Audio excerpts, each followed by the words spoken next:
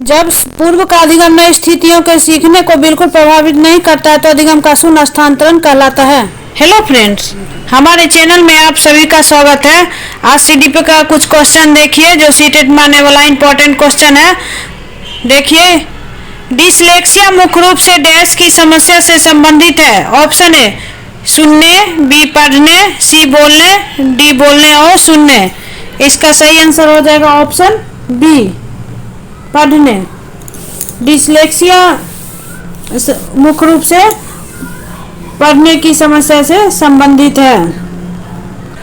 प्रतिभाशाली विद्यार्थी अपनी क्षमताओं को तब विकसित कर पाएंगे जब, ऑप्शन सुनिए, बार बार उनकी परीक्षा होगी, वे अन्य विद्यार्थियों के साथ अधिगम तीव्रता से जुड़ते हैं, उन्हें अन्य विद्यार्थियों से अलग किया जाएगा, वे निजी कोचिंग कक्षाओं में पढ़ेंगे। इसका सही आंसर हो जाएगा ऑप्शन बी, वे अन्य विद्यार्थियों के साथ अधिगम तीव्रता से जुड़ते हैं। आगे देखिए, एक अच्छी पाठ्य पुस्तक डैश से बचती है। एक अच्छी जो पाठ्य पुस्तक है वो किससे बचती है? ऑप्शन ए लैंगिक समानता, बी सामाजिक उत्तरदायित्व, सी लैंगिक पूर्वाग्रह, डी लैंगिक संवेदनशीलता। इसका सही आंसर होगा ऑप्शन सी, लैंगिक पूर्वाग्रह। एक अच्छी पाठ्य पुस्तक लैंगिक पूर्वाग्रह से बचती है। ये पियाजे के अनुसार संज्ञानात्मक विकास के किस चरण पर बच्चा वस्तु स्थायित्व को प्रदर्शित करता है? ऑप्शन ए मूर्त संक्रियात्मक चरण, बी औपचारिक संक्रियात्मक चरण, सी संवेदी प्रेरक चरण, डी पूर्व संक्रियात्मक चरण। इसका सही आंसर हो जाएगा ऑप्शन सी। जब एक शिक्षिका दृष्टिबाधित शिक्षार्थी को कक्षा के अन्य शिक्षार्थियों के साथ सामूहिक गतिविधि में शामिल करती है तो वह क्या है? ऑप्शन ए कक्षा के लिए सीखने हेतु बाधाएं उत्पन्न कर रही है, बी समावेशी शिक्षा की भावना के अनुसार कार्य कर रही है, सी सभी शिक्षार्थियों में दृष्टिबाधित शिक्षार्थी के प्रति सहानुभूति विकसित करने में मदद कर रही है, और डी दृष्टिबाधित शिक्षार्थी पर संभवतः तनाव बढ़ा रही है। इसका सही आंसर हो जाएगा ऑप्शन बी, समावेशी शिक्षा की भावना के अनुसार कार्य कर रही है। आगे देखिए, एक शिक्षिका अपने शिक्षण में दृश्य श्रव्य सामग्रियों और शारीरिक गतिविधियों का प्रयोग करती है क्योंकि, ऑप्शन ए वे शिक्षक को आराम देते हैं, बी के प्रभावी आकलन को सुगम बनाते हैं, वे शिक्षार्थियों को वैविध्य उपलब्ध कराते हैं, डी इनमें अधिकतम इंद्रियों का उपयोग सीखने से संवर्धित करता है। इसका सही आंसर हो जाएगा ऑप्शन डी, इनमें अधिकतम इंद्रियों का उपयोग सीखने से संवर्धित करता है।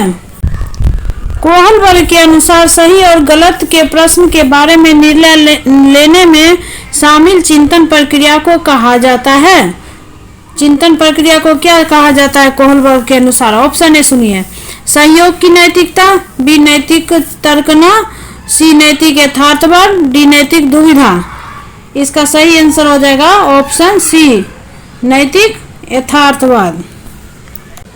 एक विद्यार्थी को समकक्ष व्यक्तियों के समूह के प्रति आक्रामक व्यवहार करता है और विद्यालय के मानदंडों को नहीं मानता। इस विद्यार्थी को डैश में सहायता की आवश्यकता है। ऑप्शन ए भावात्मक क्षेत्र, बी उच्च स्तरीय चिंतन कौशल, बी संज्ञानात्मक क्षेत्र और डी मनोगत्यात्मक क्षेत्र। इसका सही आंसर हो जाएगा ऑप्शन ए भावात्मक क्षेत्र। शिक्षकों को यह सलाह दी जाती है कि वे अपने शिक्षार्थियों को सामूहिक गतिविधियों में शामिल करें क्योंकि सीखने को सुगम बनाने के अतिरिक्त ये डैश में भी सहायता करती है। ऑप्शन ए दुश्चिंता, बी सामाजिकरण, सी मूल्य द्वंद्व और डी आक्रामकता। इसका सही आंसर हो जाएगा ऑप्शन बी समाजीकरण। समावेशी शिक्षा उस विद्यालय शिक्षा व्यवस्था की ओर संकेत करती है जो, ऑप्शन सुनिए, विशेष आवश्यकता वाले बच्चों को विशिष्ट विद्यालयों के माध्यम से शिक्षा देने को प्रोत्साहित करती है, बी केवल बालिका शिक्षा को बढ़ावा देने के लिए आवश्यकता पर बल देती है। सी, जो सभी निरयोग्य बच्चों को शामिल करती है। और डी, जो उनकी शारीरिक, बौद्धिक, सामाजिक, भाषिक और अन्य विभिन्न योग्यता स्थितियों को ध्यान में रखे बगैर बच्चों को शामिल करती है। इसका सही आंसर हो जाएगा ऑप्शन डी। समावेशी शिक्षा क्या है? जो उनकी शारीरिक, बौद्धिक, सामाजिक, भाषिक और अन्य विभिन्न योग्यता स्थितियों को ध्यान में रखे बगैर बच्चों को शामिल करती है। निम्नलिखित में से कौन सा मुख्य रूप से आनुवंशिकता संबंधी कारक है? ऑप्शन ए, आंखों का रंग। बी, सामाजिक गतिविधियों में भागीदारिता। सी, समकक्ष व्यक्तियों के समूह के प्रति अभिवृत्ति। और डी, चिंतन पैटर्न।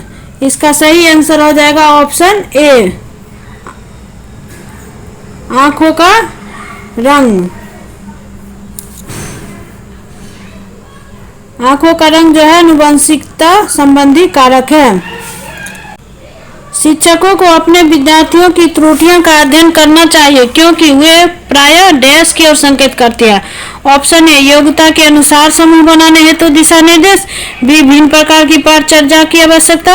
और सी, उनके ज्ञान की सीमा। और डी, आवश्यक उपचारात्मक युक्तियां। इसका सही आंसर हो जाएगा ऑप्शन डी, आवश्यक उपचारात्मक युक्तियां। सीमा हर पाठ को बहुत जल्दी सीख लेती है जबकि लीना उसे सीखने में ज्यादा समय लेती है। यह विकास के डैश सिद्धांत को दर्शाता है। ऑप्शन सुनिए। ए, व्यक्तित्व भिन्नता। बी, अंतर संबंध। सी, निरंतरता। और डी, समान से विशिष्ट की ओर। इसका सही आंसर हो जाएगा ऑप्शन ए।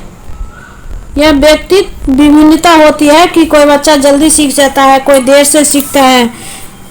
यह व्यक्ति विभिन्नता पर आधारित है।